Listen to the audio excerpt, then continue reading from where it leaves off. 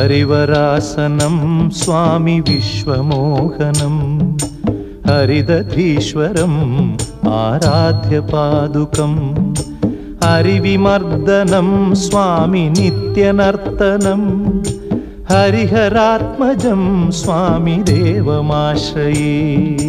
शरणमय्यप्पा स्वामी शरणमय्यप्पा शरणमय्यप्पा स्वामी शरणमय्यप्पा।